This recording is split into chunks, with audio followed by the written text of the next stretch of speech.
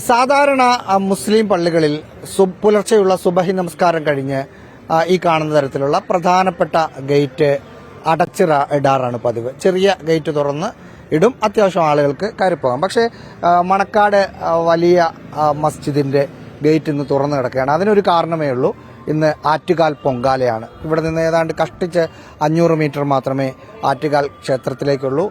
വരുന്ന ഹൈന്ദവ വിശ്വാസികൾക്കുള്ള എല്ലാ സൗകര്യവും ഇവിടെ ചെയ്തു കൊടുത്തിരിക്കുന്നു. എല്ലാ സൗകര്യവും എന്ന് പറയുമ്പോൾ ഇന്നലെ വൈകുന്നേരം വന്ന ആളുകൾക്ക് പള്ളിയുടെ പാർക്കിംഗ്, അതിന്റെ ഡ്രൈവർമാർക്ക് കിടക്കാനുള്ള സ്ഥലം പള്ളിക്ക് മുകളിൽ കൊടുത്തിരിക്കുന്നു. ഒപ്പം പുരുഷന്മാരായ ഹൈന്ദവ വിശ്വാസികൾ, ഇവ സ്ത്രീകൾക്കൊപ്പം വന്ന ആളുകൾ പള്ളിക്കകത്ത് താമസിക്കുന്നു. ഇത് പള്ളിയുടെ സ്ത്രീകൾക്ക് നമസ്കരിക്കാനുള്ള മുറിയാണ്. പള്ളി സ്ത്രീകൾ സാധാരണഗതിയിൽ നമസ്കാരം, അതിന്റെ മുകളിൽ ആ പേപ്പർ ഒട്ടിച്ചിരിക്കുന്നത് സ്ത്രീകൾക്കുള്ള നമസ്കാര സ്ഥലം എന്നതാണ്. അത് മാറ്റി ഇവിടെ പോലീസ് എന്ന് ഒട്ടിച്ചിരിക്കുന്നു. പോലീസുകാർക്ക് കഴിഞ്ഞ 10 ദിവസമായി പോലീസുകാർക്ക് താമസിക്കാനും അവർക്ക് വിശ്രമിക്കാനുമുള്ള ഒരു സ്ഥലമായി ഈ സ്ത്രീകൾക്ക് നമസ്കരിക്കാനുള്ള ഈ സ്ഥലത്തെ പള്ളിക്കമ്മിറ്റി വിട്ടുകൊടുത്തിരിക്കുകയാണ്. 10 ദിവസമായി അതങ്ങനെ തന്നെയാണ്. ഇതേപോലെ തന്നെ ഫയർഫോഴ്സിന് താമസിക്കാനുള്ള സ്ഥലവും തൊട്ടപ്പുറത്ത് അറേഞ്ച് ചെയ്തിരിക്കുന്നു.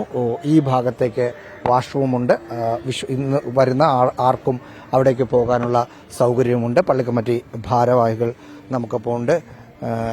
നോമ്പായതുകൊണ്ട് ഭക്ഷണവും മറ്റും കൊടുക്കാൻ പറ്റുന്നുണ്ടാവില്ല അല്ലേ? ആ ഒരു വിഷമമാണ് ഉള്ളത്. റമദാൻ മാസമായിട്ട് അങ്ങനെ രാവിലെ ഭക്ഷണം കഴിക്കാറില്ലല്ലോ. അപ്പം അതൊരു വിഷമമായിട്ടാണ് നിൽക്കുന്നത്. വൈകുന്നേരങ്ങളിൽ ഇന്നലെ നോമ്പ് തുറയെ സംബന്ധിച്ച് കഞ്ഞി ഇവിടെ വിതരണം ഉണ്ടായിരുന്നു. എല്ലാവർക്കും ഇവിടെ വെച്ച് തന്നെയാണ് കഞ്ഞികളെല്ലാം സ്ത്രീകളെല്ലാം വാങ്ങി കുടിക്കുകയുണ്ടായി. അതൊരു സന്തോഷം തരുന്നതാണ്. താമസിക്കാൻ കുറെ പേരുണ്ടായിരുന്നു ഡ്രൈവർമാർ.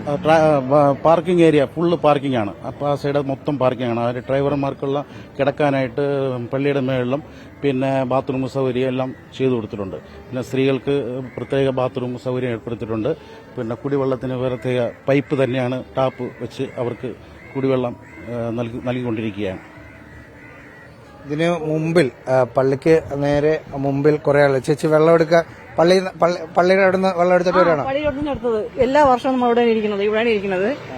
വെള്ളം തരും, നമുക്ക് ബാത്റൂമിൽ പോകേണ്ട സൗകര്യങ്ങൾ ചെയ്തു തരും. നല്ല ഇതാണ് കേട്ടോ, അവിടെ നല്ല വെള്ളമാണ്. അങ്ങനെ പ്രത്യേകിച്ച് ഇതിനു വേണ്ടി ടാപ്പ് വെച്ച് തോന്നുന്നു. നമുക്ക് പ്രത്യേകം ടാപ്പ് വെച്ച് നല്ല വെള്ളമാണ് പറഞ്ഞത്. നല്ല ശുദ്ധമായ വെള്ളം കണ്ടില്ലേ? നല്ല ആൾക്കാരാണ് കേട്ടോ, സമ്മതിക്കാം. ഇതൊരു ജാതി മാറും. ഇവിടെ ഇതിന് പള്ളിയുടെ നേർ മുമ്പിൽ കുറെ ആളുകൾ പൊങ്കാലയ്ക്കുള്ള ഒരുക്കങ്ങളുടെ ഒരു അന്തിമ ഘട്ടത്തിലാണ്. ചേച്ചി എവിടുന്നാ വരുക? ഇവിടെ അടുത്തുനിന്ന് തന്നെയാണ്. മണക്കാട് സ്കൂളിന്റെ അടുത്തുനിന്ന് വരുന്നത്. കുറെ വർഷം കൊണ്ട് ഇടയാണ് പൊങ്കാല. സ്ഥിരം ഇവിടെയാണോ? ഇല്ല, സ്ഥിരം മാറിയിരിക്കുന്നു. ഇപ്രാവശ്യം അമ്മ ഇവിടെയാണ് ഞങ്ങളെ ഇരുത്തിയത്. ചേച്ചി എവിടുന്നാ? ഞാൻ മലയങ്കിഴി. കുറെ വർഷമായി പൊങ്കാല ഇടുന്നുണ്ട്. എല്ലാം അമ്മയുടെ സഹായം പോണ്. കഴിഞ്ഞ വർഷം ഇടാൻ പറ്റിയില്ല, ചേട്ടൻ മരിച്ചതുകൊണ്ട് ഇപ്രാവശ്യം ഇടും. ഇവിടെയും കുറേ അധികം ആളുകൾ, ഇവിടുന്ന് അങ്ങോട്ട് കുറേ അധികം ആളുകൾ ഇരിക്കുന്നുണ്ട്. പള്ളിയിൽ നിന്ന് അത്യാവശ്യം വെള്ളമെടുക്കാനും മറ്റു എല്ലാ സൗകര്യങ്ങളും ഉണ്ടോ? ഉണ്ട്. ഇന്ന് ഇവിടെയാണോ വന്നിരിക്കുന്നത്? എവിടെ സ്ഥലം? എവിടെയാ? പൂങ്കുളം. അങ്ങനെ ഒരു തിരുവനന്തപുരത്തുകാരെ സംബന്ധിച്ച് ഒരു മതസൗഹാർദ്ദത്തിന്റെ പൊങ്കാല കൂടിയാണ് ആ തരത്തിലെന്ന് പറയാം നമുക്ക്. ഈ പള്ളിയുടെ കീഴിൽ മറ്റൊരു പള്ളി മണക്കാടുണ്ട്.